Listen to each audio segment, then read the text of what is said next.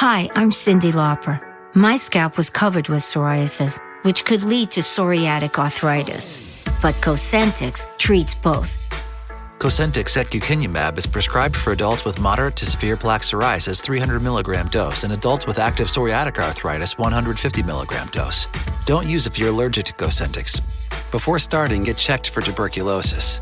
An increased risk of infections and lowered ability to fight them may occur, like tuberculosis or other serious bacterial, fungal, or viral infections. Some were fatal.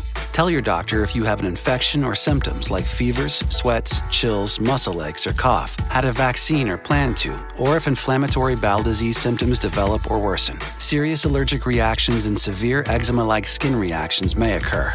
Learn more at Cosentyx.com or 1-844-COSENTYX. Cosentyx works for me. Ask your doctor about Cosentyx. It's The Other Side of Midnight with Frank Morano. This is The Other Side of Midnight. I'm Frank Morano.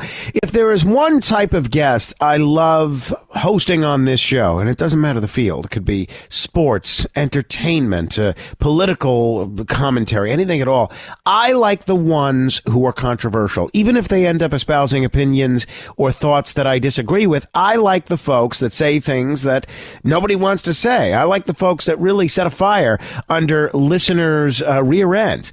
And Lee Camp certainly gets people motivated on the left, on the right. He has said something at just about every time that has left people scratching their head in some cases, and in some instances wanting to reach through their computer screen and strangle him. Well, Lee Camp is the most censored comedian in America. He's also the host of Unredacted Tonight on YouTube and on Rumble, and he's developed an incredible following of people that are a little fed up with things like censorship. Very, very pleased to welcome Lee Camp to The Other Side of Midnight. Lee, it's great to talk to you.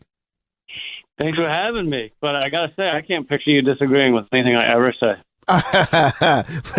Then you may need a more vivid imagination. All right. Let's start with people that are unfamiliar with you and your background. You are referred to as the most censored comedian in America. Why are you so censored? Who's been censoring you? Well, yeah, I think some people get confused about those terms like censorship and there's a difference between censorship and being offended. A lot of comedians are upset that some people get offended at their stuff. That's not censorship. Censorship in our country is deplatforming. It's when you're banned from outlets or banned from being able to speak at all. Some of the comedians that some people might think are somehow censored, like Dave Chappelle or something, it's ridiculous because he's on the largest platforms in the world and he's getting paid the most of any comedian in the world, and that's not censored. Whereas I had my TV show of 8 years banned by U.S. sanctions. I had my YouTube channel banned around the world. The main channel is still banned around the world. I had my podcast banned by Spotify. I had my TikTok banned, even though I'd only been using it for 2 months with no right to appeal. And I'm shadow banned on pretty much most of the other platforms, Facebook and some of the others. So that's why I use that term. All right. So do you see a difference in censorship on YouTube versus on Rumble? Yeah. I haven't come across any Rumble censorship or suppression. I mean, I don't know of anyone who says they have been on Rumble. Rumble, however, is by sheer numbers, a far smaller platform. So, I don't get nearly the views I get. I don't get nearly the views on Rumble that I get on YouTube, but that's because Rumble is just a far smaller platform than YouTube is. How has the censorship been on YouTube? Because a lot of time during the last couple of years, there's been a lot of complaints, both from folks on the left and on the right, about censorship. Have you found that to be problematic? Yeah. There are different kinds of censorship. There is taking down videos because they show hate crimes or they show murder or other horrible things. I don't have a problem with that in general. But my stuff is not censored for that reason. My stuff is censored because I criticize the corporatocracy and criticize capitalism, and because I'm anti-war. So it's very different from someone who's promoting hate crimes or something. But yeah, my stuff, my main channel, which had 250,000 subscribers, is banned around the world. It's to this day, if you go to Redacted Tonight was the name of the old show. If you go to Redacted Tonight's YouTube, it'll say banned in your country, or you can't view in your country, but that goes for all countries. So it's banned around the world. It's essentially a digital book burning because thousands of videos disappeared overnight. And I don't know many other people who have had that who weren't promoting some kind of, violence towards others. All right. Where do you see censorship being appropriate? You drew the line just now at violence towards others, whether we're talking a college campus or a podcast or something on YouTube or a radio show for that matter. What should I be able to say? What should I be able to advocate? Where does the line get drawn? Is it at violence?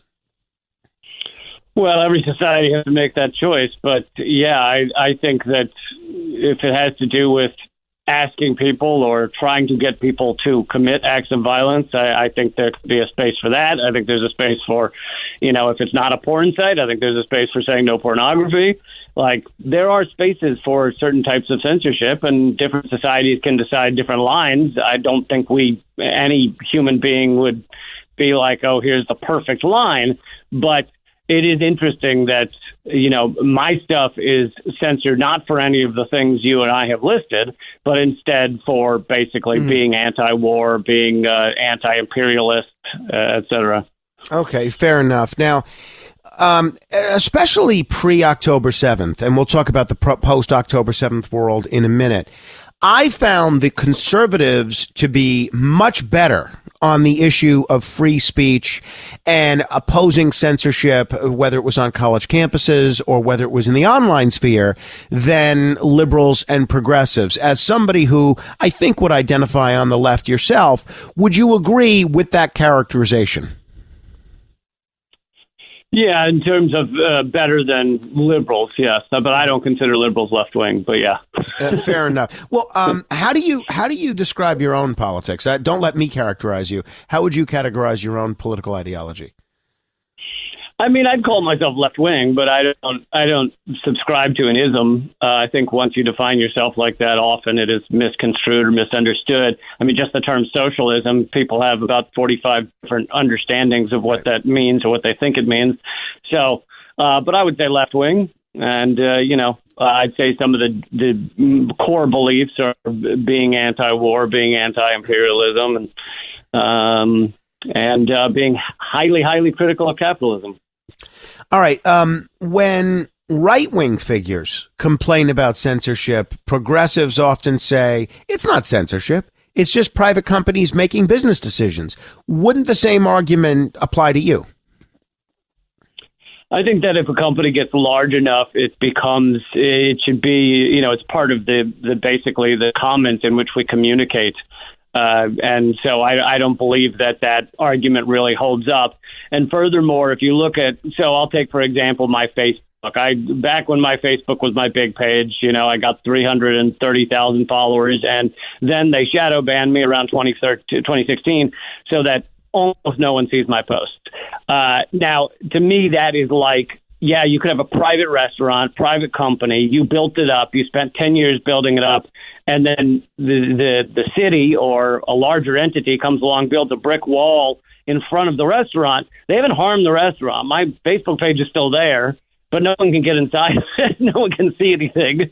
So, I don't think that's fair. I don't think that has anything to do with a fair marketplace.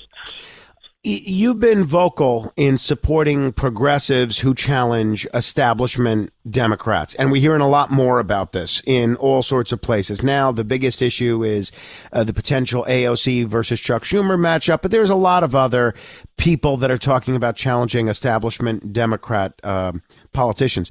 In places like New York and California, when these progressives win, conservatives always point out that crime skyrockets.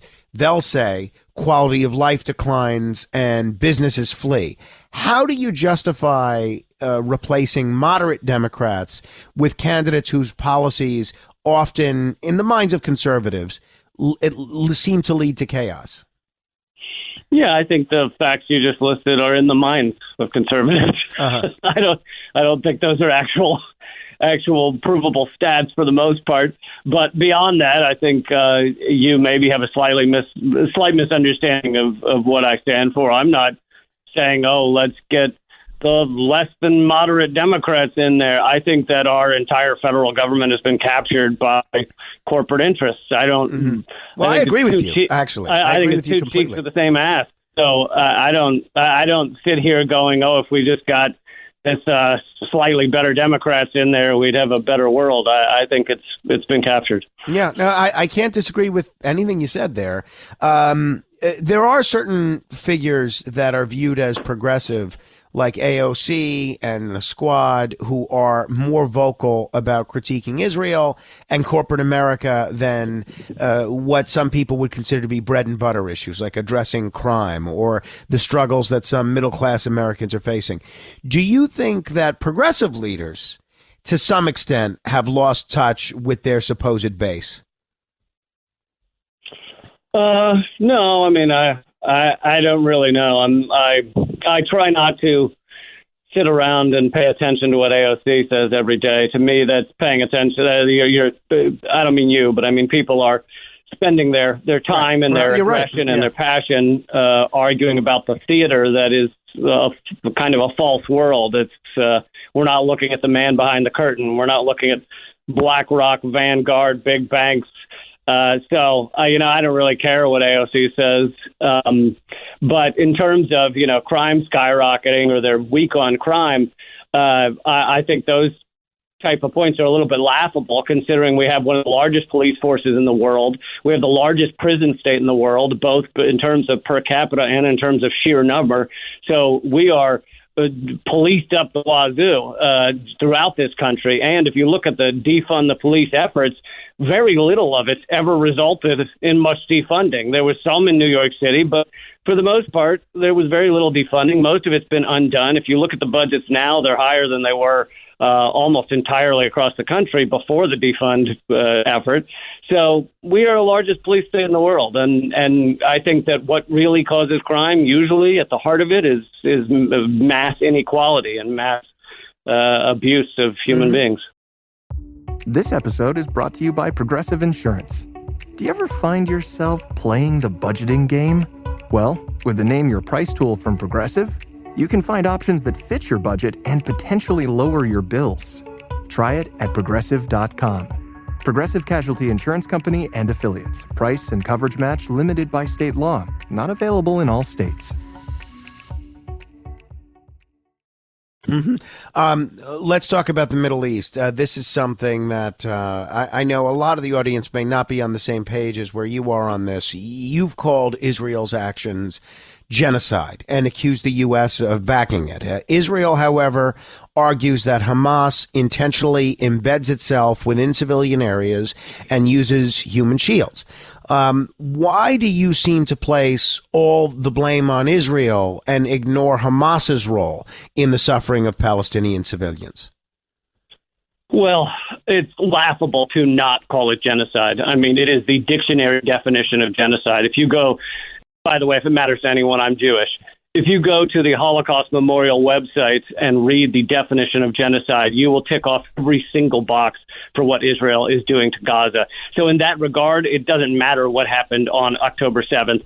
And I like to do a little game called Even If It Were True. And when Israel says something like, oh, there was a Hamas militant in the hospital, or there was a Hamas control center under the hospital, which they've never actually proven such a thing exists. But even if it were true, it is a war crime and egregious and morally repulsive to blow up a hospital. They have blown up essentially all of the hospitals throughout Gaza. This is straight up war crimes just in every way, every report, killing more journalists than any war we've ever seen, killing more doctors than recent wars. If you look at the percentage of mortality for children in war, in modern war, the average death of children is 6 to 8% of those who are killed. In Gaza, it's 45%. It is unfathomable the amount of destruction they are doing throughout Gaza. And yeah, it is straight up genocide. And, I just want to remind everyone, as an anti-Zionist Jew myself, that there are millions of anti-Zionist Jews. Israel is not Judaism. Israel is not Jews in general. Israel is a nation state, and you can be critical of Israel, and it does not make you anti-Semitic. And there are more Christian Zionists in America than there are Jews in the world by sheer numbers. Zionism is not specific to a religion.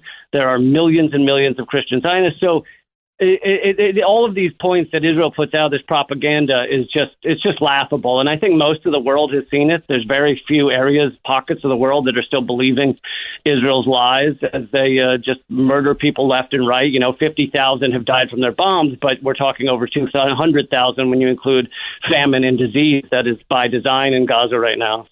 So the two numbers you just mentioned, 50,000 from Israeli bombs, 100,000 when you factor in famine and disease. And by the way, if people are just tuning in, we're talking with Lee Camp. He's the host of Unredacted Tonight on YouTube. You say that Gaza's death toll has surpassed 50,000. Israel disputes that number.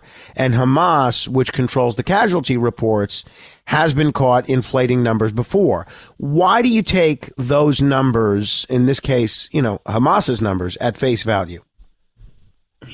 Well, it's not Hamas, it's the Gaza Health Ministry, but yes, I see what you're saying.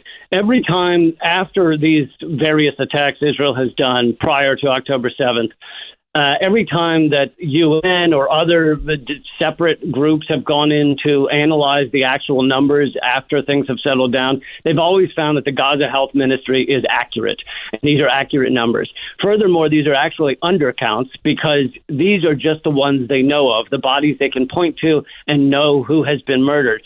So 50,000, it doesn't count the many thousands that are lost under rubble that may not have any family members left.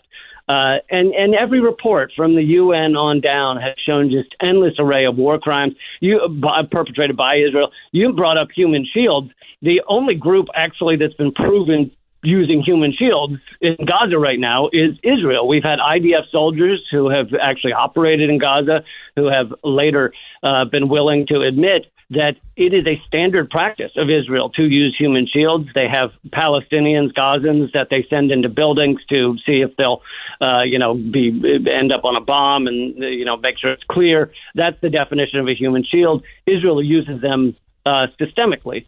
And the other thing is, like, people go, oh, well, Hamas operates in Gaza. Well, Israeli military operates in Israel. If you look at where Israeli military buildings are located throughout Israel, population centers. I mean, the idea that that you'd have a military that wasn't around its people is it's all pretty dumb talking points. Again, I think most of the world is seeing through it now, thank goodness, and it's just a horrific genocide that we're witnessing. I do want to touch upon some other issues if we can, but obviously it's tough to ignore Israel because it's and I don't want to ignore Israel. It's an important issue to the whole world. There have been reports of Hamas using hospitals, UN schools, and mosques as military bases. If that's true, doesn't that justify Israel's targeting of those locations, even if it is tragic? No. If a school shooter goes into a school, do you say blow up the school and that's fine? Mm-hmm. I don't think it justifies it at all. I think it would still be morally repulsive. No, and again, and the numbers bear this out. Like I mentioned earlier, in modern warfare, the number of children killed is about 6 to 8%. In Gaza, it's 45% because Israel is not caring about civilians. They're not caring about children. They use AI programs to decide who to target. But here's the thing. They don't just target that person. It is standard practice for Israel to wait until that person arrives in their home, where often multi-generations are living in that home, and murder the whole family, bomb the house and kill the whole family. That's standard practice.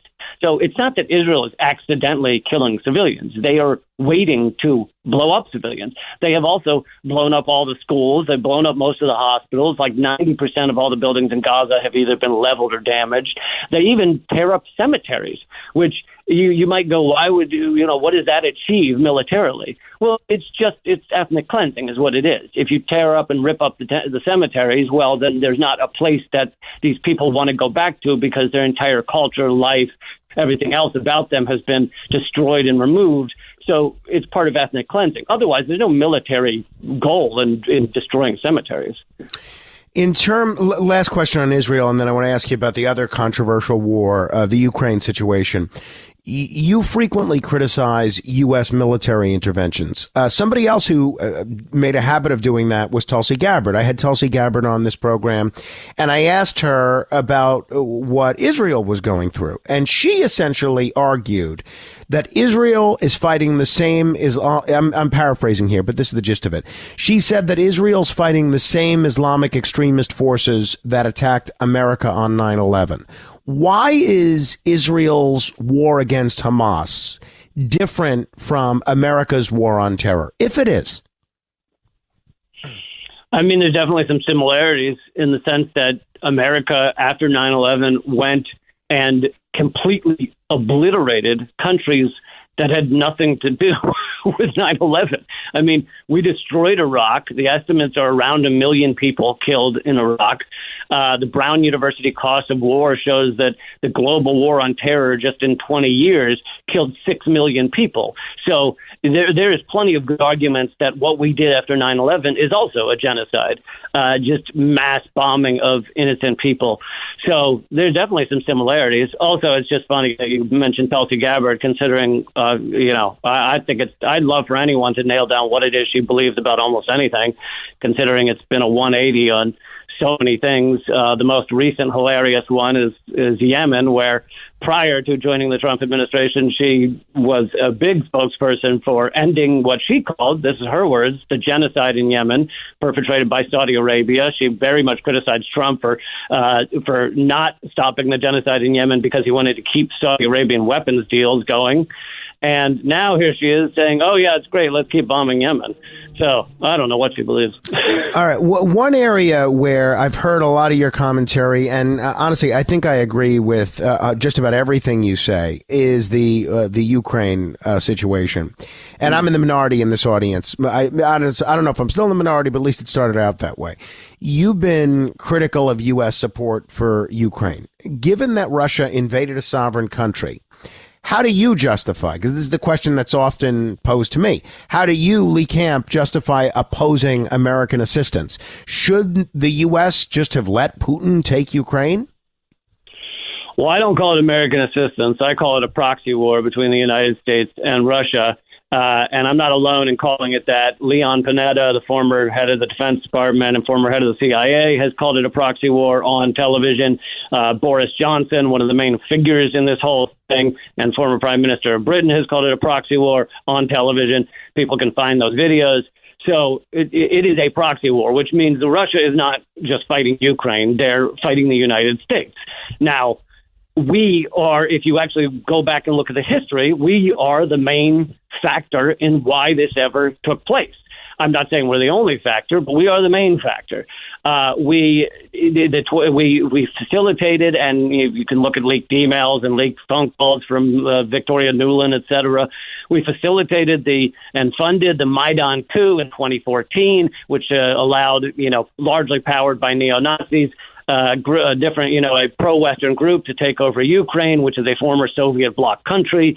And then we started filling Ukraine with weapons. Even the New York Times has admitted that the CIA was in Ukraine as early as 2014. According to the New York Times, they had small bases in the forest on the Russian border. They would train Ukrainians, arm Ukrainians, and sometimes send those Ukrainians into Russia. So now picture the reverse. And then, of course, you have what happened later in 2022, et cetera. But picture the reverse. Picture Russia. It creates a coup in Mexico, puts in a pro-Russian Mexican group, starts arming Nazis on the border of the United States, and then starts sending missiles to those Nazis. Those Nazis on the border of the United States then start killing anyone who speaks English or has a cultural connection to the United States. Would we go, that's fine by us, and they can do what they want to do. On one more on the Ukraine, and then if we have time, I'll pick one or two other questions that we can go into. In terms of where we go from here, there's been a lot of folks, some on the left and even some on the right, have argued that NATO provoked Russia. But if that's the case, why did Ukraine, a country that suffered under Soviet rule, desperately want to join NATO in the first place? Well, because we helped facilitate Western-backed leaders. We created a color revolution and put in leaders that were aligned with our interests.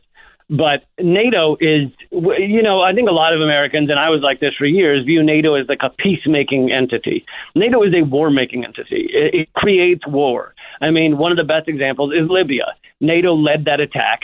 It destroyed Libya. It got Gaddafi bayoneted in the streets, and Libya became a completely, near-failed state with warring warlords and open-air slave markets. So that is what NATO stands for.